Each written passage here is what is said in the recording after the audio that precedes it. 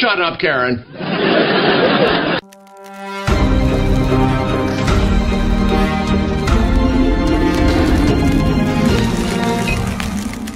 Hey, what's up, everybody? Jasper Gonzo, another What's Next. Happy New Year. Yes, January 1, 2022 is here.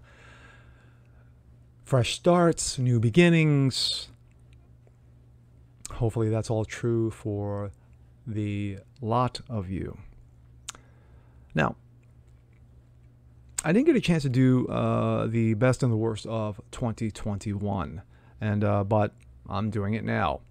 There are so many lists out there. You had the best of movies, television, music, pop culture, and of course, politics. Of course, we're going to take a look at that aspect. And some names you'll know, others you may not know. And then, of course, we get to my number one. But let's take a look, shall we? This comes out of the Federalist. The staff at Federalist ranks their winners and losers of 2021. News stories come and go every year, but what we remember are the people at the center of them. The Federalist staff has a few of those people in mind, for better or for worse, that stood out in 21. Here are their picks for the winners and losers of that year. Jordan Boyd. Winners, parents. Some of the biggest winners this year were parents who saw the radicalization of their children's education and fought back. What started as fighting against the tyrannical teachers' unions in schools that they wanted to keep their kids at home glued to screens in the name of protecting them from the COOF morphed into a national movement of people, young and old, who saw something wrong with the communities and did something about it. Parents upset by their prevalent racism and radical gender ideology, yes, make pretend genders, in their schools. Children's schools found their voices in social media groups and protests, spoke at school boards meetings despite hurdles created by the schools. And the Biden administration learned how to file open record requests, and in some cases even gained enough traction to vote out corrupt and woke school officials and replacing them with better candidates, common sense candidates, educated candidates. Parents in Loudoun County, especially, that was ground zero, specifically are highlighted in the Federalist documentary, Meet the Parents, How Moms and Dads of Loudoun County,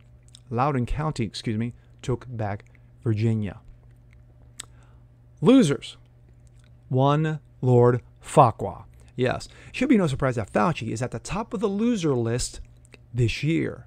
In addition to being a complete political hack who moves goalposts to suit whatever agenda keeps him on TV and in good graces of corporate media, reports released this year found that Fauci lied to Congress about funding for gain-of-function research. Fact.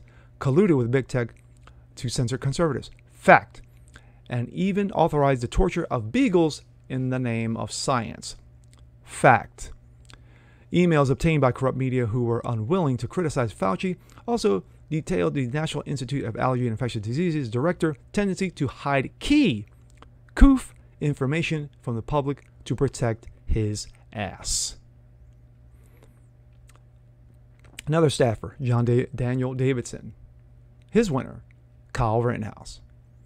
Defamed and smeared as a white supreme and domestic terrorist by President Joe Dementia, Vice President Laydown Kamala Harris, and the entire corporate press, Kyle Rittenhouse was vindicated by a jury of his peers last month.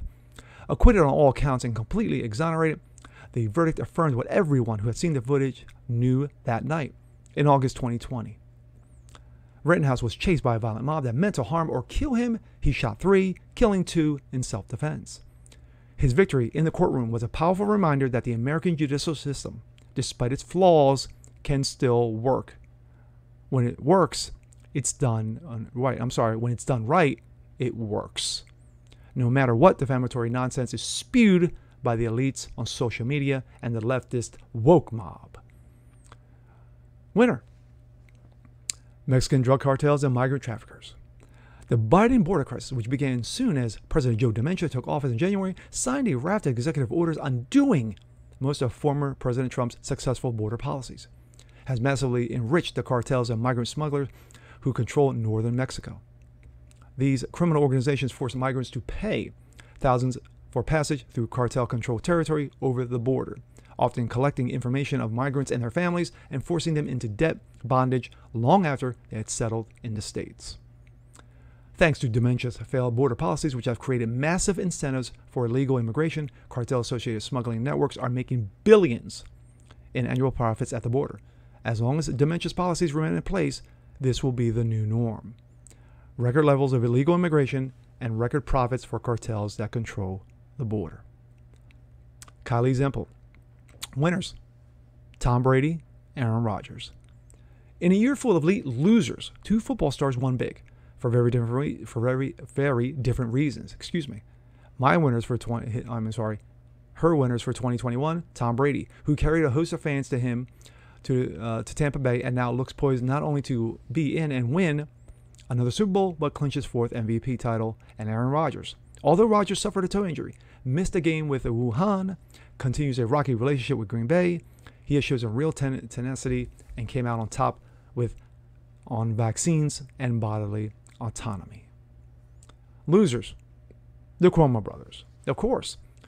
Where to even begin? Honorable mentions include the entire Bachelor franchise and went up in woke flames and never recovered.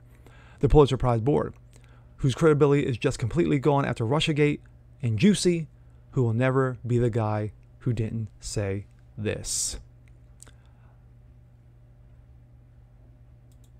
Why do you think you were targeted? I can just assume. I mean, I come really, really hard against 45. I come really. Okay. See Dave Chappelle. The losers of the year, however, are the Cuomo brothers, who started at the top of the world and couldn't have ended lower, mirrored in sexual scandal, exposed lethal policies, corruption, and embarrassing resignation and termination. Farewell, losers. You won't be missed. Losers. Travis Scott.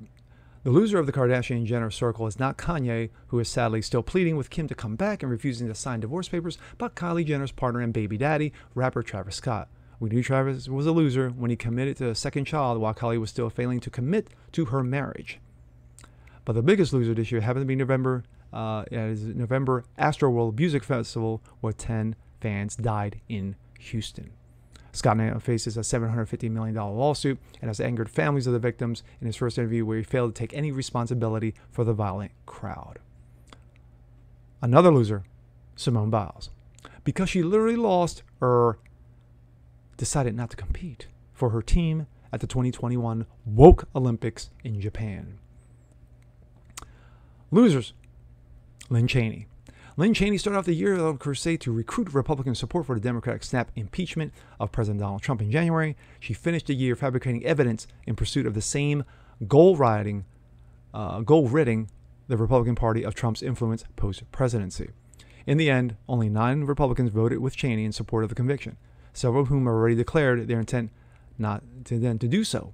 Their futile effort offered a preview of the bad year for the Wyoming lawmaker, who now faces a competitive primary challenge from Trump-endorsed attorney Harriet Hagman. She's going to end up losing. She's a clown. The Lincoln Project. The Lincoln Project continues to expose itself of having bad faith grifters this year, when the blue-collar funded PAC was caught staging a race hoax in Virginia. The leadership began to flee at the start of the year as a scandal-plagued group cratered under credible allegations of sexual misconduct under John Weaver. Yes, pedo. Resigned after 21 men came forward. Girls sports, and this is a sad loser. A lot of men are breaking records for women. One day, on day one of his presidency, Joe Dementia signed an executive order seeking the erasure of women's sports by mandating federally funded schools allow real men who think they're women to compete in female leagues. Earlier this month, 22-year-old Will Thomas, who spent 3 years swimming for the University of Pennsylvania Leah Thomas, Will Thomas, who made the men's league, set another record in the 1650-meter freestyle in November. Thomas set records in the 200-meter and 500-meter freestyle races as a fake woman who's really a dude. My thoughts. Very compelling list. Definitely a list of winners and losers. my opinion, Joe Dementia and Lord Farquhar, the two biggest losers of 2021. Why? Because of pushing panic porn when it comes to the coof, when it comes to mask mandates, vaccine mandates, and most recently, Dementia Boy denying monoclonal antibodies treatments in states that are running on short supply. I pray to God that 2022 starts off a heck of a lot better than 2021 did, because we have seen the worst in politics over the last 2 years, and it's pathetic, it's disgusting, it's embarrassing, it's a joke, it's buffoonery, it's clownish. It's when you're living in the land of assholery, as those in Washington tend to do and those in Hollywood tend to do, they live in a bubble that they see nothing wrong. And Fauci is a part of it. Biden is a part of it. And I've got to give I tip my cap to the parents of Loudoun County. I tip my cap to Kyle Rittenhouse. I tip my cap to Aaron Rodgers. I tip my cap to the young women and parents of those young women speaking out against some dude swimming against women at the University of Penn. I tip my cap to a lot of them. This year, I pray that we may have more of them, that we make it very clear that we continue to push and push and push with common sense and with facts, that all this bullshit and nonsense that went on in 2021 cannot have a repeat. We cannot afford to have a repeat. 2022 should be interesting, and I pray that it's better for each and every one of you out there. And with that being said, I'm Jasper Gonzo. This is What's Next.